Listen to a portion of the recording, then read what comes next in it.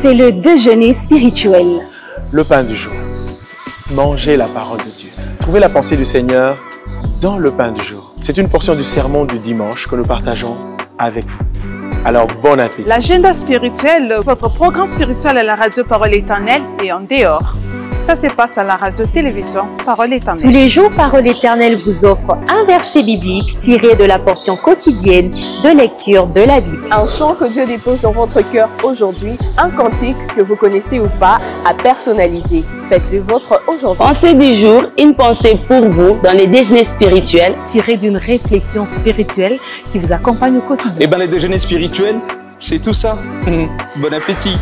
Suivez le déjeuner spirituel, votre tranche, tous les jours, du lundi au vendredi, sur la Parole Éternelle Télévision et sur toutes nos plateformes.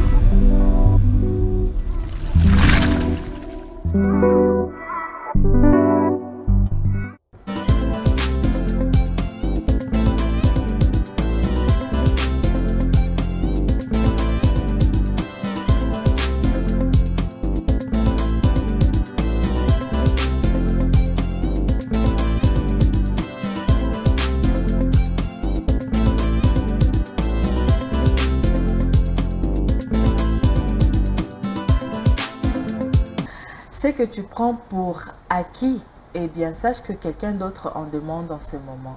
Le souffle de vie, peut-être pour vous, aujourd'hui, c'est un acquis. Vous vous dites que hier, je me suis réveillée, j'étais en parfaite santé. Aujourd'hui encore, j'ai le souffle de vie, je suis en parfaite santé. Eh bien, sachez que quelqu'un en ce moment est en train de demander, de soupirer à ça, comme pas possible. Donc, ne prenez pas le souffle de vie, ne prenez pas la grâce pour acquis, mais prenez cela encore pour cette nouvelle opportunité que le Seigneur vous donne. Moi, je ne vais pas utiliser le mot chance parce que nous, on parle beaucoup plus de la grâce. Donc, c'est une grâce d'avoir le souffle de vie ce matin. Arrêtez-vous un petit moment et reconnaissez encore une fois de plus la grâce du Seigneur dans votre vie ce matin. Bonjour à vous, très chers téléspectateurs, et bienvenue à ces déjeuners spirituels. Nous sommes très ravis de vous retrouver en ce nouveau jour. Nous, c'est moi, la sœur Anne-Marie. Nous, c'est la sœur Déborah Fatouma. Nous, c'est maman Nora Boyo. Et nous, c'est papa Don Lunda de l'autre côté de la baie vitrée. Je vais commencer par vous aujourd'hui, spécialement par vous, papa Don. Je vous salue. Nous espérons que vous vous portez bien ce matin. Faites-nous un petit signe pour nous dire que, ben oui, ça va ce matin, ce vendredi. Ça nous fera énormément plaisir. Ben voilà, il a dit le signe, non, sœur Anne-Marie, je vais utiliser la voix. C'est très important. Et vous, très chers téléspectateurs, est-ce que vous allez bien ce matin? Eh bien, nous bénissons le Seigneur pour la santé de chacun d'entre vous. Je me tourne vers vous, sœur Déborah Fatouma. Bonjour. Bonjour, sœur Anna. Comment vous vous portez ce matin? Ça va super bien par la grâce du Seigneur. Nous sommes pas trop fatigués, c'est comme un vendredi. Non, j'étais en train de dire, je ne sais pas qu'est-ce que le Seigneur a fait. Il m'a vraiment rafraîchi aujourd'hui. Ah, ben voilà, ça c'est une très bonne nouvelle. Nous bénissons le Seigneur pour votre présence autour de cette table. Nous sommes à la porte du week-end et nous sommes ravis de savoir que nous allons ouvrir cette porte avec maman Nora Boyo sur ces plateaux. Yeah. Bonjour. Bonjour, sœur Anne-Marie. Comment vous allez ce matin? Je vais très bien par la grâce de Dieu. Et bien, ça va très bien aussi. Vous Bonjour, avez Déborah. représenté les Bonjour, mamans Laura. africaines. Ah, je voulais honorer les mamans. Eh bien, nous sommes très ravis de partager ce moment. Nous vous partageons ce sourire. Nous vous communiquons ce sourire. Pourquoi pas? Peut-être que vous vous êtes rêvé. Vous avez dit, bah, aujourd'hui, je ne veux pas sourire. Mais nous allons vous aider à sourire. Parce que cette journée, eh bien, c'est une nouvelle journée que le Seigneur nous donne. Eh bien, les menus du jour. Est-ce que nous pouvons y aller? Ben, bien sûr. Nous allons commencer avec la pensée du jour. Une très belle pensée tirée eh bien, d'une prédication du pasteur Lévi Kongolo. Eh bien, c'est un pasteur vraiment, quand vous l'écoutez prêcher, ben, vous êtes énormément béni. Vraiment, j'ai dit merci à sœur Déborah parce qu'une fois, elle m'a permis de l'écouter et j'étais vraiment bénie. C'était à l'église La Compassion. Et ensuite, nous allons prendre le pain du jour, la portion du jour que le Seigneur a prévu pour nous. Une pensée aussi qui viendra nous accompagner tout au long de cette journée, qui sera peut-être une réponse pour quelqu'un en ce jour. Le chant nouveau nous permettra aussi de bien digérer ces pains, nous permettra aussi de bénéficier de quelque chose de la part du Seigneur. Ben, ce sont des mets à ne pas du tout manquer, rester jusqu'à la fin pour consommer mai après mai. Question de la semaine, puisque nous sommes vendredi, nous avons droit à cette question qui va nous permettre de nous positionner sur certaines réalités de la vie. Peut-être que nous comprenons ces choses-là de manière X. Eh bien, grâce à la question, nous allons comprendre ça aujourd'hui de manière Y. Ça veut dire de la bonne manière. Alors, vendredi, aujourd'hui nous sommes vendredi, nous allons prendre note de tous les programmes à ne pas manquer ici au Centre évangélique La Parole Éternelle. Et nous allons finir avec mon agenda et la crème de la crème qui est tout simplement le rappel du verset. Alors, est-ce que vous êtes partant? Vous êtes déjà prêt? Est-ce qu'on peut décoller avec le tout 1er mai? C'est parti pour la pensée du jour.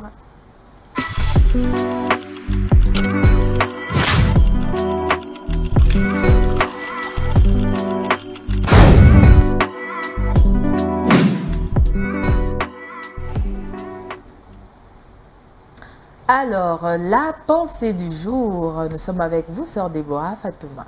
La pensée du jour nous dit ceci: tu ne peux pas raconter ce que tu as entendu mieux que ce que tu as vécu. Tu ne peux pas raconter ce que tu as entendu mieux que ce que tu as vécu. C'est une pensée du pasteur Lévi Congolo. Très, très, très belle pensée.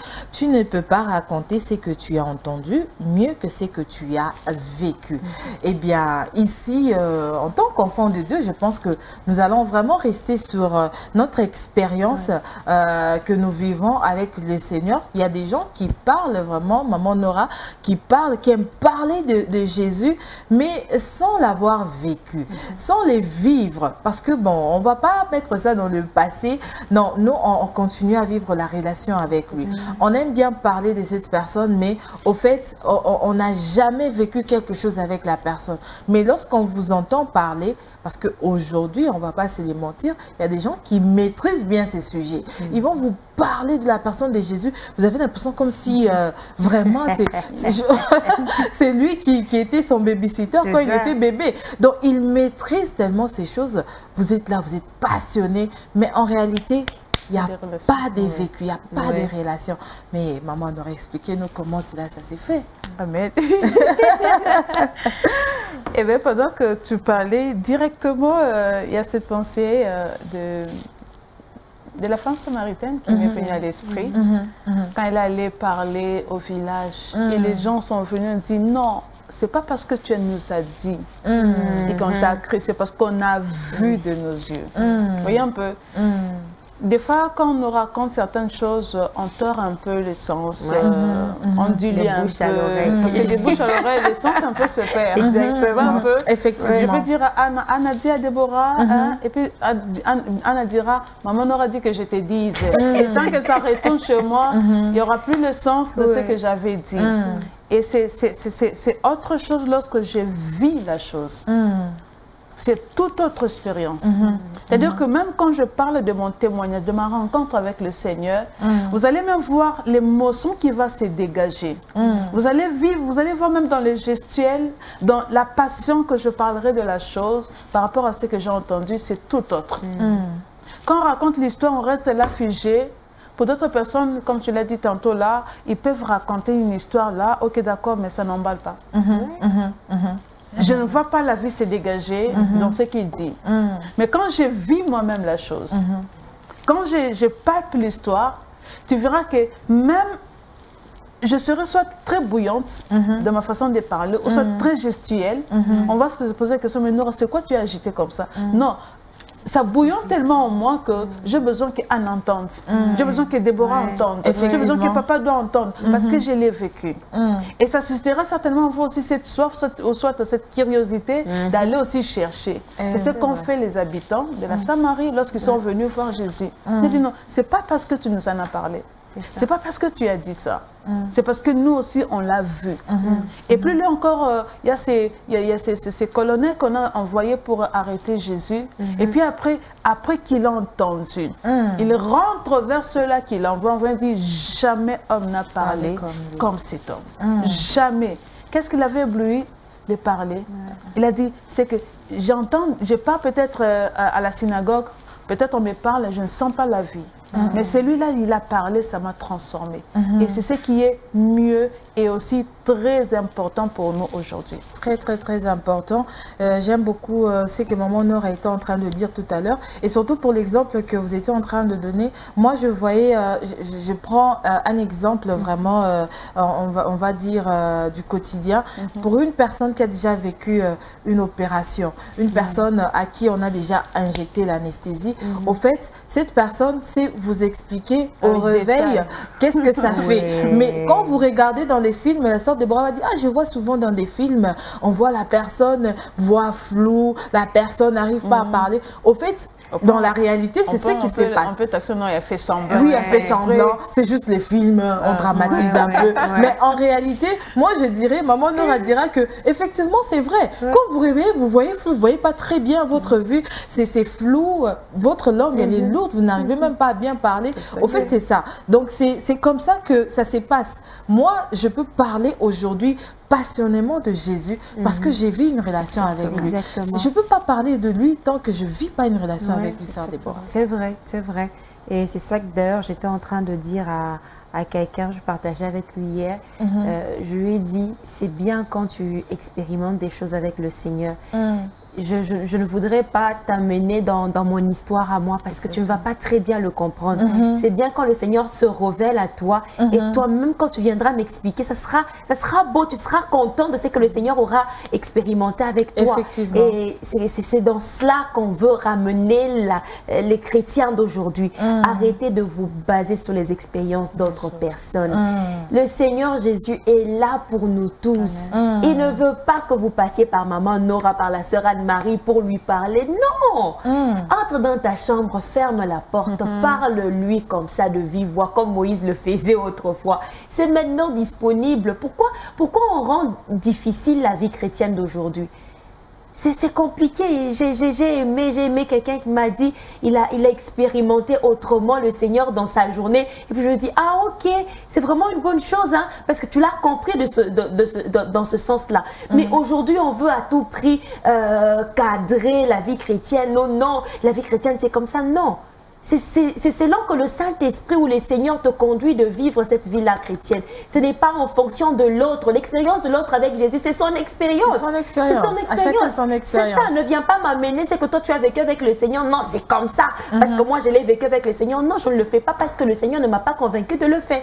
Donc je vis en fonction de ce que Dieu m'a dit de faire. Non, Déborah, aujourd'hui tu jeûnes. Parce que le Seigneur m'a dit de jeûner, je ne peux pas priver ma famille du repas parce que le Seigneur m'a dit de jeûner. Non, je prépare pour eux et puis moi je reste en jeûne.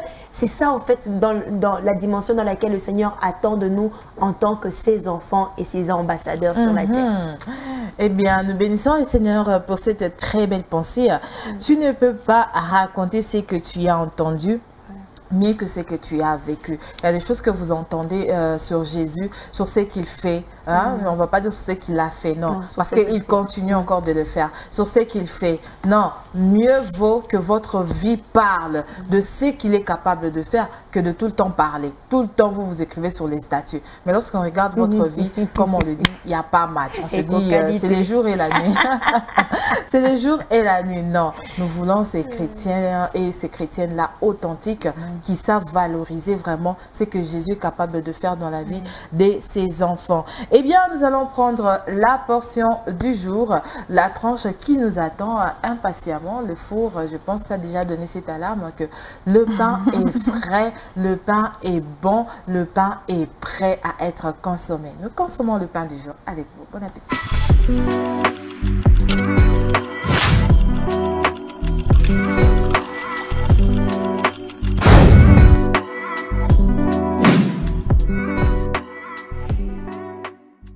C'est pour ça que nous devons marcher avec intégrité.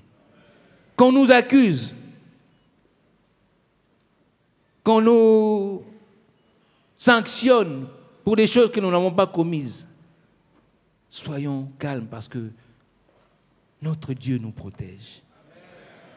Ils peuvent vous sanctionner, mais parce que vous êtes fidèles à votre Dieu, vous marchez avec intégrité. Que vous connaissez votre Dieu, que vous l'aimez et que vous vous confiez en lui. Rien ne vous arrivera. Amen.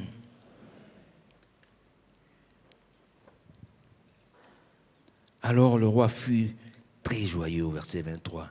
Et il ordonna qu'on fasse sortir Daniel de la fosse.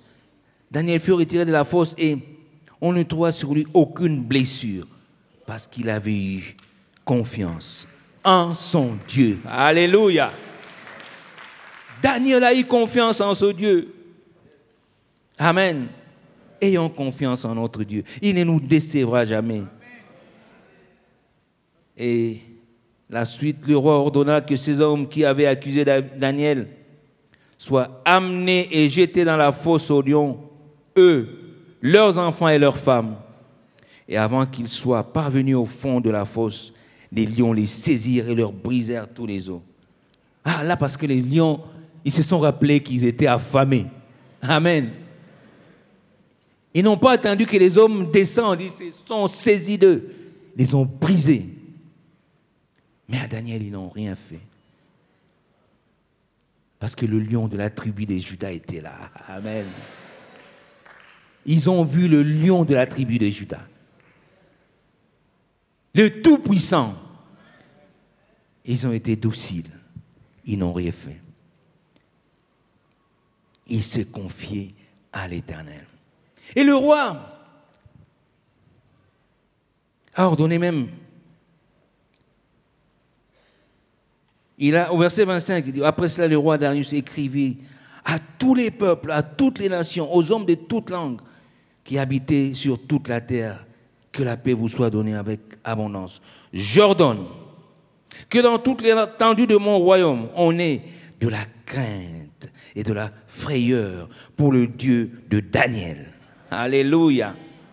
Car il est le Dieu vivant, il subsiste éternellement. Son royaume ne sera jamais détruit et sa domination durera jusqu'à la fin. Alléluia. Voilà. Par son comportement, Daniel a évangélisé. Le roi est devenu, je ne sais pas, je ne veux pas dire chrétien, mais le roi est devenu adepte de la religion, de la foi de Daniel. Amen. J'ordonne qu'on craigne les dieux de Daniel. Vous savez, c'était une nation de 120 provinces, donc des peuples, des langues différentes. Mais il a ordonné à tous, il faut craindre le Dieu de Daniel. Parce qu'il n'y a pas un autre Dieu qui délivre comme lui. Il n'y a pas un autre Dieu qui protège comme lui. Amen.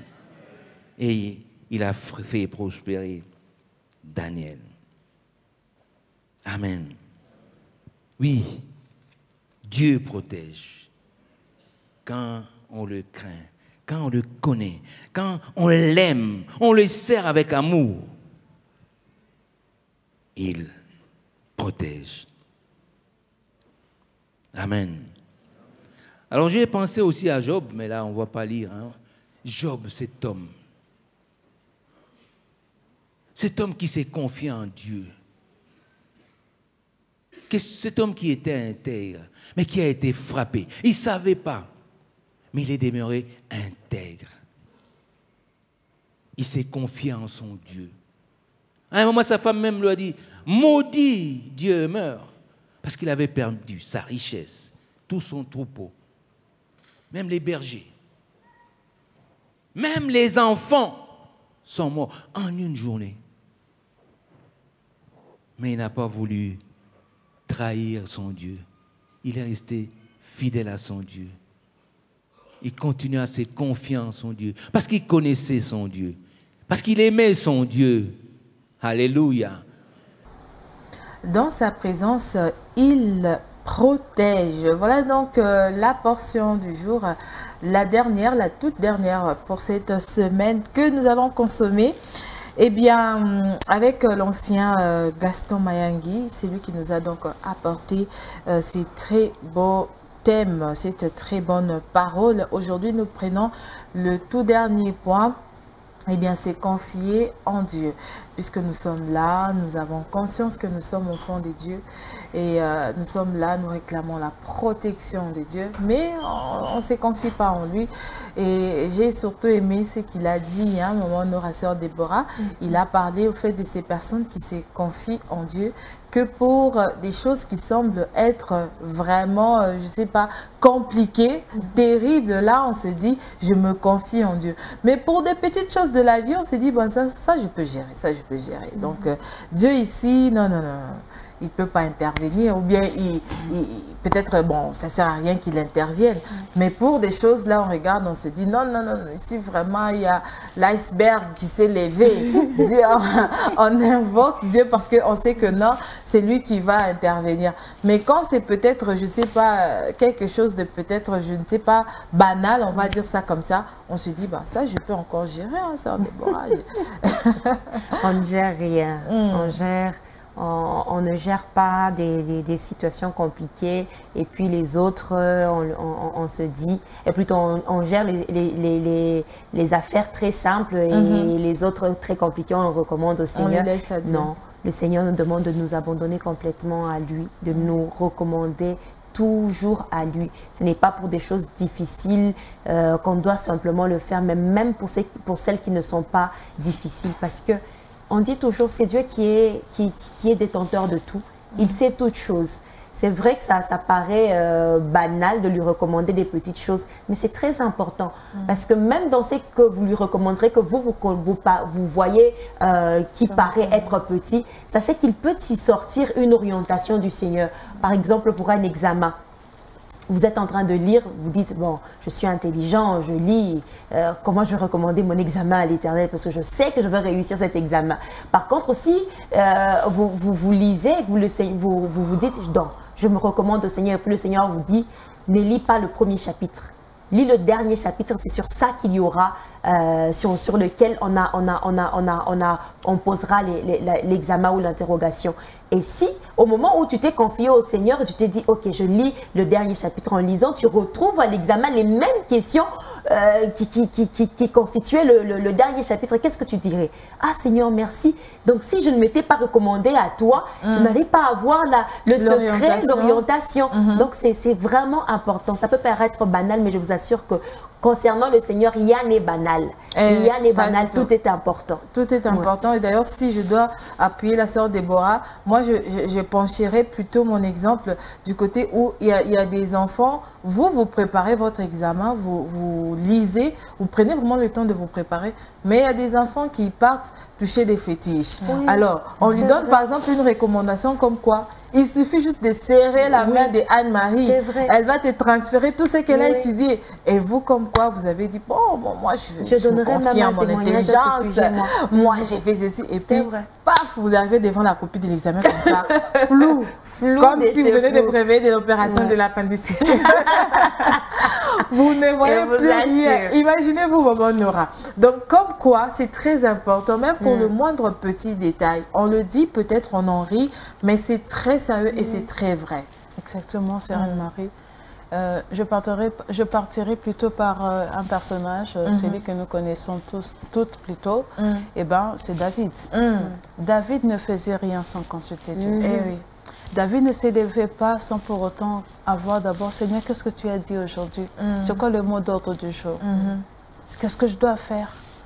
Et c'est pourquoi j'aime beaucoup le psaume 23. Il y a tellement beaucoup de psaumes, mais particulièrement le psaume 23. Il dit, l'Éternel est mon berger. Pourquoi il dit le berger? Parce que d'abord, il connaît ce que c'est un berger. Le rôle du berger, c'est que le berger fait la fonction du berger. Le devoir et le droit du berger. David le connaît parce que lui-même, il était déjà berger. C'est-à-dire qu'il a pris tout ce qu'il lui faisait, il a attribué ça à Dieu. Il dit, si moi j'arrive à faire ça, j'assure ceci pour mes brebis, et toi tu es plus que ça. Parce que tu vois ce que moi je ne vois pas. Tu anticipes même les histoires pour moi, et c'est très important. Sœur Anne-Marie, pour des personnes qui, comme tu l'as donné comme exemple, et qu'ils vont toucher au fétiche parce qu'il s'est dit, ok d'accord, pourquoi je vais étudier, je toucherai juste la main, la condition qu'on vous a donnée. Bon, ok d'accord, cette condition-là, on vous l'a donnée, mais il y a un Dieu Tout-Puissant. Il y a un Dieu Tout-Puissant. C'est pourquoi il est important pour nous en tant qu'enfants de Dieu. Parce que nous sommes dans un monde, le Seigneur dit, je vous ai laissé au milieu des loups ravisseurs. Soyez prudents. Et lorsque nous allons dans Thessaloniciens 5, 17, qui nous dit quoi? prier sans cesse. C'est-à-dire qu'il n'y a pas un domaine de ma vie où je néglige la prière et pour d'autres, je dis ici, c'est vraiment des turbos que je dois faire. Non, la prière, c'est un mode de vie. Ce n'est pas la route de secours que l'on prend lorsqu'il y a crevaison, non. Lorsqu'il y a une situation difficile, je me dis que d'accord, vu que je passerai dans des sentiers un peu rocailleux, et ben il faut que je prenne maintenant le turbo. Non, la prière c'est un mode de vie. De la même manière, une personne qui a son véhicule avant de sortir, il check. C'est-à-dire qu'il regarde le niveau d'huile, du moteur, il regarde, et c'est ce qu'est la vie d'un chrétien. C'est-à-dire que tu te rassures que j'ai tout laissé entre les mains de Dieu. Tu te rassures que Seigneur, je vais aller au boulot, je vais aller à l'université, je vais aller au marché. Seigneur, je sortirai de ma parcelle, je sortirai peut-être de ma chambre parce que je ne sais ce que l'ennemi a placé devant ma porte de chambre. Vu que je ne sais ce qu'il y aura dans mon salon, sinon je me laisse. Et j'aime beaucoup ce passage dans Ésaïe, si je ne me trompe pas, où il dit, même l'homme, ce n'est pas l'homme qui dirige ses pas, c'est l'Éternel qui dirige nos pas. Le fait pour toi de commencer par le pied gauche ou droit, est-ce que tu sais d'abord par quel pied tu commences lorsque tu quittes les lits? Pas du tout. Tu ne sais pas. Et c'est ce que Dieu fait. Et c'est la montre suffisance que l'homme ne maîtrise rien. Rien du tout. C'est la montre suffisance que l'homme n'a pas le contrôle de tout ce qui l'entoure. Vu que je n'ai pas le contrôle, Sœur Anne-Marie, Sœur Deborah, pourquoi me prétendre dire que certaines choses je gère et d'autres je laisse à Dieu? Non, carrément je lui donne tout. Je lui donne tout. Je dis, Seigneur, vu que je ne sais pas, vu que je ne maîtrise rien, je préfère tout te donner. Et celui qui se confie en Dieu, Sœur Anne-Marie, même quand il y a des situations difficiles, c'est vrai qu'il y aura, pour d'autres personnes, ils vont le passer mal. Mais toi, tu traverseras ce temps de tumulte avec une sûreté, avec une confiance. J'ai lu le matin Jonas. La Bible dit, on parle de Jonas, il était couché pendant qu'il y avait la tempête. Et les gens disent, c'est quoi cette personne ici? Nous, ici, on est en train de nous agiter, mais lui, il est bien couché là, parce qu'il était confiant.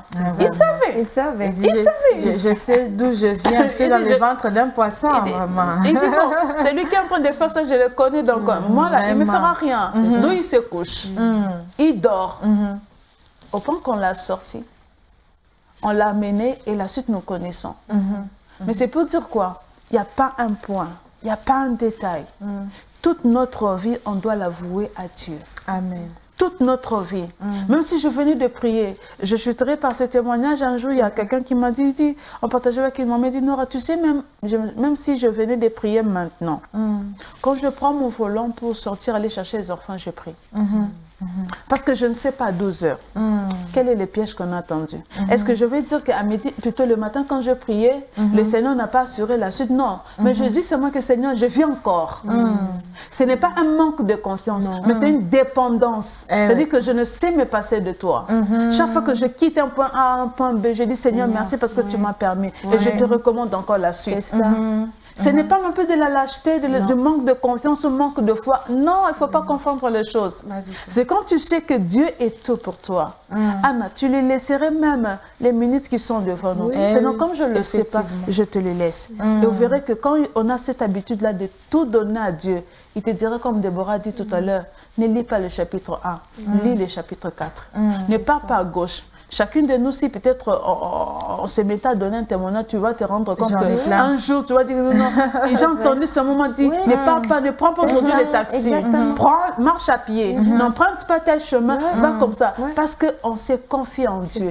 Et c'est comme ça le mode, ou soit le style de vie d'enfant de Dieu qui s'abandonne. Si vraiment tu es enfant de Dieu et que tu arrives à abandonner ta vie, tu vivras cela. Moi, j'appelle ça, ce sont des miracles. Ce sont des miracles du quotidien que l'on expérimente et que l'on vit. Et même quand l'ancien Gaston parlait de Daniel, il s'est confié. Malgré que la loi, on a complété cette loi-là, c'était pour lui. Parce qu'on n'arrivait pas à la voir dans des fraudes, dans ceci. Ils ont dit quoi? Allons dans sa propre loi. Instaurant une loi qui va seulement le piéger. Et ils ont instauré cette loi. Au final, c'est quoi? Daniel a continué à se confier en Dieu. Il a prié. On l'a jeté dans la fosse au lion. Mais Dieu a intervenu parce que Daniel s'est confié en Dieu. Amen. Eh bien, quelqu'un, je pense, a compris cette parole, cette portion, comme j'aime bien le dire, et la Bible le dit aussi, vaut mieux la fin d'une chose que son commencement. Nous sommes à la fin, nous avons consommé la toute dernière portion, et je pense que c'est un message vraiment fort que le Seigneur a passé, a transmis à quelqu'un. C'est confier, c'est bien de dire que je connais son nom, c'est bien de dire que je bénéficie de sa protection, mais est-ce que vous vous confiez en lui comme il se doit? On ne dit pas comme vous le voulez, non, comme il se doit. Ça veut dire, peu importe que le problème soit si terrible ou pas, on se confie en Dieu, parce qu'on sait que c'est de lui que viennent toutes choses, c'est de lui que viennent tous ses cours, voilà. Donc on s'est confié en lui et on continuera encore de le faire parce que nous n'avons que lui, c'est lui et lui seul. Amen. Eh bien, nous bénissons le Seigneur pour cette portion du jour. Nous allons donc prendre notre accompagnement pour bien digérer ces pains, et cet accompagnement, c'est tout simplement ce que vous voulez consommer aujourd'hui. Je ne sais pas s'il y a une boisson particulière que quelqu'un aimerait bien consommer aujourd'hui. J'aimerais bien une limonade. Ah, limonade. C'est qu'on voit dans des films, mais quand vous les consommez ici, c'est pas possible. Eh bien, nous allons consommer la limonade. J'espère seulement que cette limonade sera digne d'un vendredi de gloire, parce que nous sommes en jeûne et en prière. Il ne faudrait pas venir trouer nos intestins, parce qu'il y a quand même le citron, et le citron c'est acide, mais bon, nous faisons confiance au Saint-Esprit. Nous croyons qu'il a bien équilibré. Voilà, il a bien équilibré les choses. Le chant nouveau avec le frère Jules Boukassa, qui nous propose ces très beaux titres Naebio. C'est tout de suite.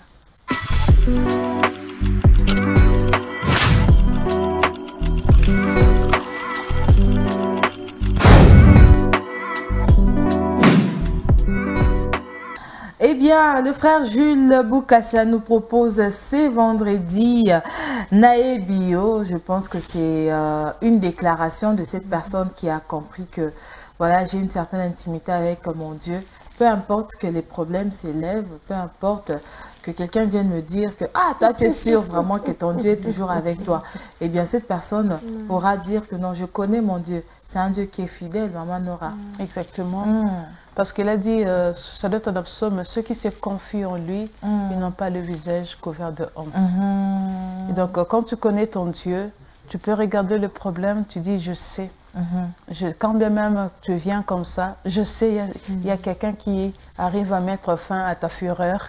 Je connais celui qui sait te dépouiller, te désarmer. Je connais. Et Dieu a besoin que nous puissions vraiment avoir cette ferme confiance ou assurance de sa personne. Et même quand il y a des problèmes qui viennent dans notre vie, tu te dis, je connais mon Dieu. Je connais mon Dieu. Et ceux-là qui connaissent leur Dieu, je crois que ça doit être dans Daniel, ceux du peuple qui connaîtront leur Dieu agiront avec fermeté. C'est-à-dire que quand tu connais ton Dieu, tu regarderas les problèmes. C'est quoi? On me rejette. C'est quoi? On me critique. C'est quoi? On m'a étiqueté. C'est quoi? Tu retourneras, tu dis, Seigneur, tu amènes ces problèmes-là. Tu dis, regarde ce qu'on dit de moi. Regarde ce qu'on me fait. Regarde, on m'a rejeté. Les portes sont fermées devant moi. Quand même, j'essaye, ça ne se déverrouille pas. C'est toujours verrouillé. Quand tu connais ton Dieu, tu lui déposes le problème, il te donne la paix. Parce que la paix, c'est une réponse de Dieu. Et quand il te donne la paix, tu ne fais plus cas de la situation parce que tu sais que j'ai transféré les dossiers. Quel transfert. Eh bien, nous bénissons le Seigneur pour ces très beaux chants. Naebio, ces chants qui va donc vous accompagner en ce vendredi de gloire. Pourquoi pas vraiment emmener ces chants même dans votre boulot. C'est toujours important. Vous ne savez pas pourquoi le Seigneur vous met ces chants à cœur. Ne mettez pas ça de côté. Ne dites pas que j'avais juste écouté ça. Non. S'il faut le rechanter encore, chantez-les. On ne sait pas ce que le Seigneur vous fera au travers de ces chants, mais nous croyons qu'il va vous faire énormément du bien. Nous allons prendre à présent la question de la semaine. Sœur Déborah, est-ce que vous êtes prête? Je suis prête. Et bien voilà, puisqu'elle est prête, Maman Nora aussi est prête, je suis prête, Papa Don est prêt, vous êtes prêts à consommer la question. C'est tout de suite.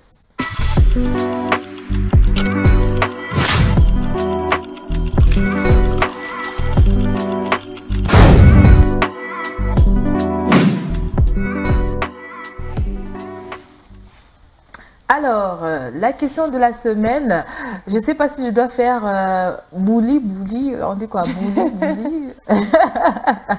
À qui on dit fico, fiant. Okay. Bon, ça tombe sur la sœur Déborah. Je crois que c'est ça ici. Ah, bon, si vous ne dites pas ça, les téléspectateurs vont réagir. Donc, nous, on sait que c'est fico, fiant. Fiant comme Aléquin.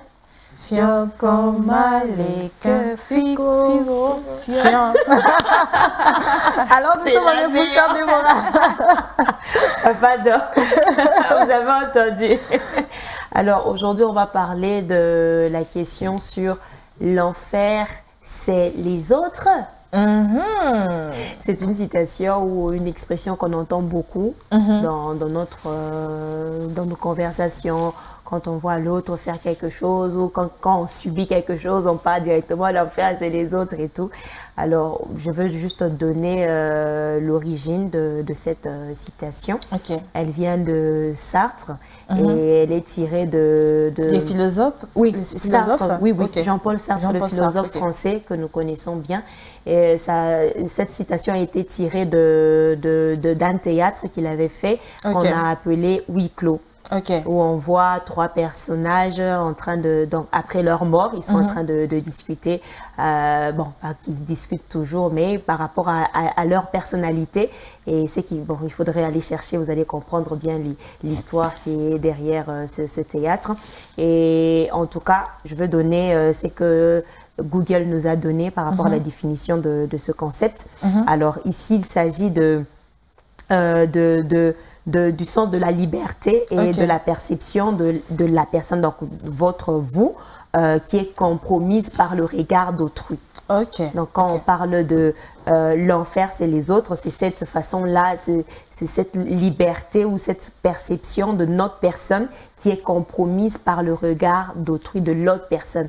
Comment l'autre personne vous voit et la réponse que vous donnez à ce regard-là.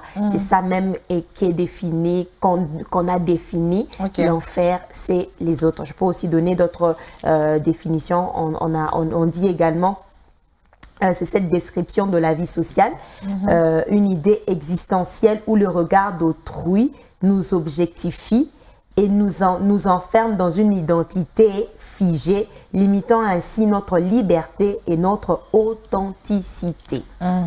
C'est une prison extérieure, mais une conséquence des interactions humaines où l'on est constamment jugé et défini par les attentes des autres, ce qui nous empêche d'être soi-même, d'être nous-mêmes. Donc, la question qui se pose aujourd'hui, est-ce que réellement l'enfer, c'est les autres? Donc, si on doit contextualiser cette question actuellement, bon, moi, je me dis, c'est vraiment, c'est pas une question qu'on se pose, c'est beaucoup plus une affirmation. Parce que, comme la sœur Déborah l'a dit, il y a des gens qui se cachent, non, c'est l'autre. Donc, on confirme vraiment que l'enfer, c'est les autres. Mais est-ce qu'aujourd'hui, maman Nora, on peut confirmer que l'enfer, c'est réellement les autres? Si on doit se poser la question, est-ce que l'enfer, c'est les autres? Confirmons-nous que l'enfer, c'est les autres ou pas? Je ne partirai pas de cet avis-là. Parce que les responsabilités sont vraiment partagées. Parce qu'arriver à affirmer, c'est comme qui dirait, j'ai scellé la chose. Or non. Dans tous les cas, il y a toujours la responsabilité de l'un et de l'autre. Effectivement. Avant que je traite Déborah, qui est pour moi l'enfer, qu'est-ce que j'ai fait pour que Déborah devienne cet enfer-là pour moi? Je vais aller vraiment dans le quotidien de tous les jours. Aujourd'hui, je suis mère, j'ai des enfants. J'arrive à la maison, je trouve la tasse ici, on l'a déplacée. Et je la trouve peut-être brisée, émiettée d'en bas. Je pose la question. Pour qui a cassé la table? Ce n'est pas moi, maman. Comme d'habitude. Dans les maisons, il y a des parents qui reconnaissent cette scène. Hein? Même nous-mêmes, on est passé par là. C'est pas moi. C'est pas moi. C'est Anne-Marie. Elle a pris ça à la cuisine, elle a déplacé ça là-bas. Et puis elle me dit, non, moi j'ai pris, puis j'ai déposé, est-ce que c'est moi qui t'ai dit de toucher après? Et c'est comme ça, c'est comme ça, c'est comme ça. On responsabilise toujours l'autre de ce qui nous arrive. Parce que même quand à la maison, l'enfant dit que c'est pas lui, qu'est-ce que l'enfant est en train de craindre? La punition qui va venir après cela. Donc pour échapper à cela, on veut faire porter le chapeau à quelqu'un d'autre. Ou soit même si on me punissait, qu'on m'a tapé, je vais dire, si aujourd'hui peut-être j'ai cette cicatrice, c'est parce que ce jour-là c'était toi, non? C'est toi qui avais amené la tasse ici. Pourquoi tu avais laissé? Maintenant maman m'a tapé et puis je suis allée tomber. Regarde maintenant ça. Et chaque fois que peut-être moi je verrai la cicatrice, je ferai toujours référence à qui? À Anna. Et elle devient pour moi l'enfer. Là, ce n'est qu'un exemple. Je suis mariée aujourd'hui.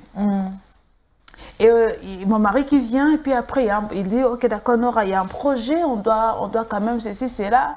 Et puis après, je prends l'argent. Il dit, l'argent est là. On met l'argent sur table. Cet argent, on doit faire peut-être, on doit construire. Et dans cet argent-là, on a dit que c'est pour construire. Mais monsieur vient, il tire une partie.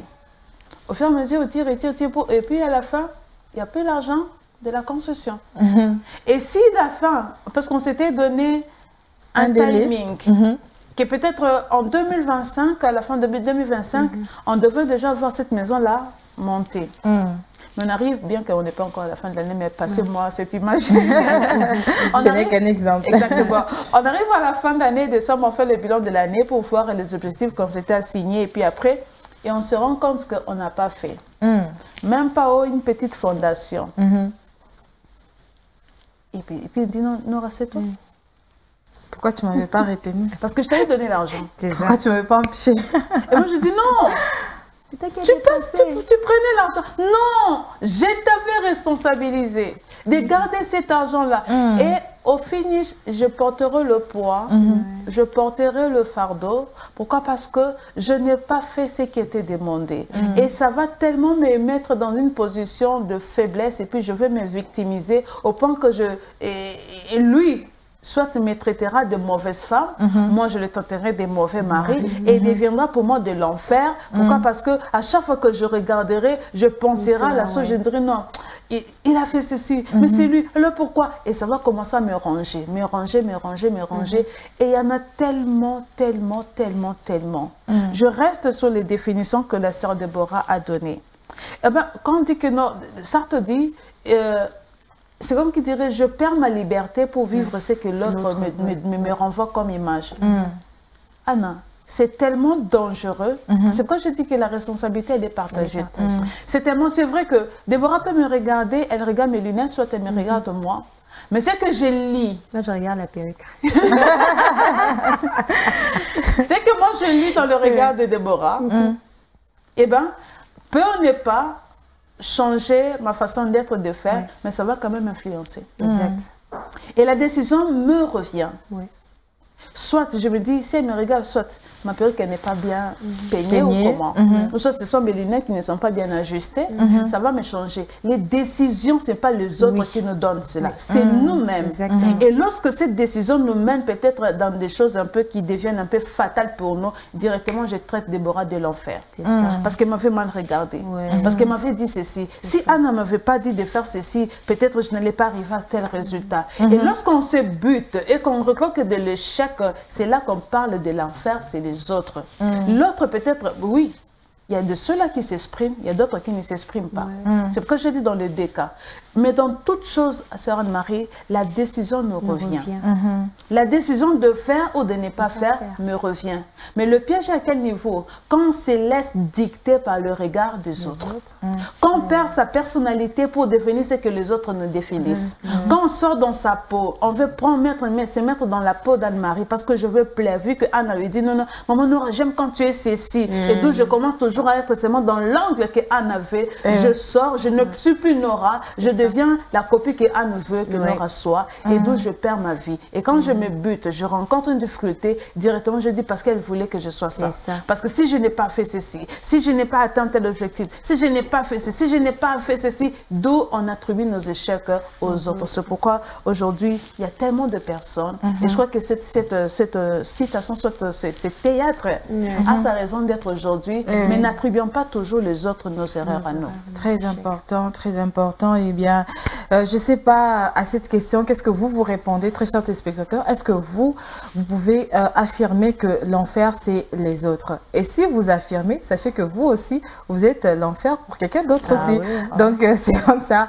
Donc, je pense vraiment que nous allons nous atteler sur ce que maman Nora dit. Nous allons rester sur ça plutôt, que les responsabilités sont partagées, à chacun de faire sa part.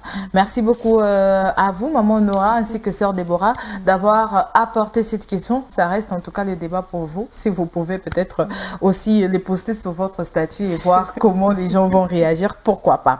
Donc, nous allons prendre les programmes à ne pas manquer en ce jour. Vendredi, nous sommes vendredi et vous le savez très bien, c'est vendredi de gloire. Les programmes, c'est tout de suite.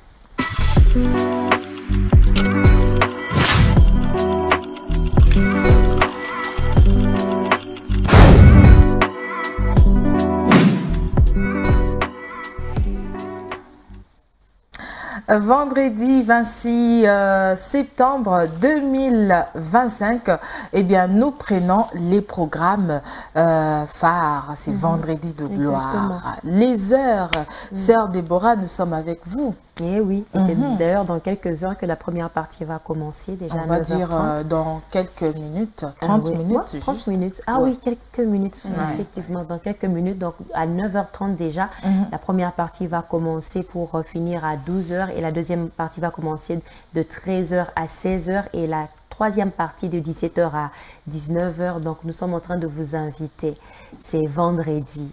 C'est déjà la porte du week-end. Venez recommander tout. Et puis, c'est presque la fin du mois de septembre. Donc, venez vous recommander au Seigneur.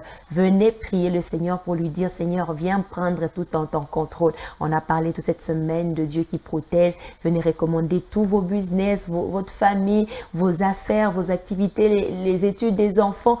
Tout au Seigneur pour que le Seigneur vous donne au moins une directive qui va vous permettre de bien entamer le mois d'octobre qui va bientôt commencer. Donc, caribou à tout ça. Et ben voilà, caribou à tous. Merci beaucoup, sœur Déborah, pour l'agenda qui se renferme pour nous permettre de consommer la crème de la crème. C'est le verset du jour, tout de suite avec maman Nora.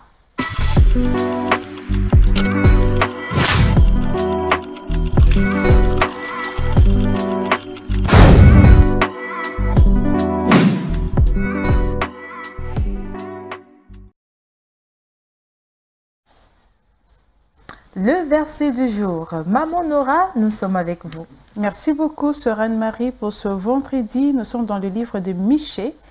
J'aime beaucoup ces prophètes. Nous sommes dans Michée. D'abord, les 3 portions, c'est dans Michée 4, 5, 6. Le verset du jour est tiré dans Michée 6, le verset 11 qui nous dit « Étant pur avec des balances fausses et avec de faux poids dans le sac. » Je répète, « Étant pur avec des balances fausses et avec de faux poids dans le sac. » C'est une question qui nous est posée et la méditation qui soutient ce verset nous dit « Soyons justes dans toutes nos voies. » Amen. Amen. Soyons donc justes dans toutes nos voies. Voilà donc cette parole qui nous permet de mettre un point à ce déjeuner spirituel. Nous avons été ravis de passer ces bons moments en votre compagnie. Vous avez été tellement nombreux à nous consommer, que le Seigneur vous bénisse abondamment. Eh bien, maman Nora, je vous dis merci. Merci beaucoup. Que le Seigneur vous bénisse abondamment. Bonne suite de la journée, bon week-end à vous. Merci beaucoup. S'il y a une fête quelque part, n'oubliez pas de nous inviter aussi. Malheureusement, il n'y a pas. Voilà. Sœur Déborah Fatouma. Oui, merci à vous. Merci à vous aussi. Que le Seigneur vous bénisse abondamment. Et vous bénisse aussi abondamment. Qu'il vous renouvelle aussi. Amen. Qu'il le fasse aussi pour vous. Amen. Merci beaucoup, Papa Donlunda. Merci pour votre réalisation de ce vendredi. Que le Seigneur vous bénisse abondamment. À vous également, nous faisons cette commande. S'il y a une fête quelque part, n'oubliez pas aussi de nous inviter et nous allons aussi inviter les autres. Donc, bon week-end à vous. Que le Seigneur renouvelle encore des forces en vous. Vous allez retrouver Papa Donlunda la semaine prochaine. Peut-être que ce sera avec la sœur Anne-Marie ou peut-être avec Papa Ephraïm. Peut-être même Maman Charlène. Ben, qui sait? Ce qui est vrai, il y aura des jeûnes spirituels par la grâce de notre Seigneur Jésus-Christ. Bien évidemment, si Jésus ne revient pas, s'il revient, rendez-vous dans les airs. Bonne suite des programmes chez nous. Bye bye. Merci.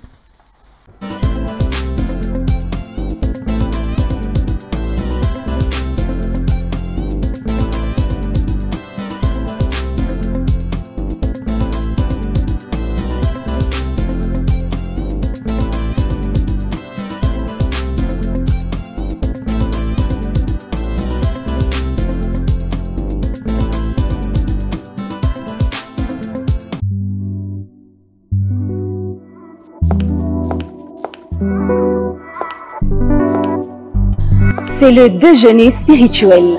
Le pain du jour. Mangez la parole de Dieu. Trouvez la pensée du Seigneur dans le pain du jour. C'est une portion du sermon du dimanche que nous partageons avec vous. Alors, bon appétit. L'agenda spirituel, votre programme spirituel à la radio Parole Éternelle et en dehors. Ça se passe à la radio-télévision Parole Éternelle. Tous les jours, Parole Éternelle vous offre un verset biblique tiré de la portion quotidienne de lecture de la Bible. Un chant que Dieu dépose dans votre cœur aujourd'hui, un cantique que vous connaissez ou pas, à personnaliser. Faites-le vôtre aujourd'hui. Pensée du jour, une pensée pour vous dans les déjeuners spirituels. Tiré d'une réflexion spirituelle qui vous accompagne au quotidien. Eh bien, les déjeuners spirituels, c'est tout ça. Bon appétit. Suivez le déjeuner spirituel, votre tranche, tous les jours, du lundi au vendredi, sur la Parole Éternelle Télévision et sur toutes nos plateformes.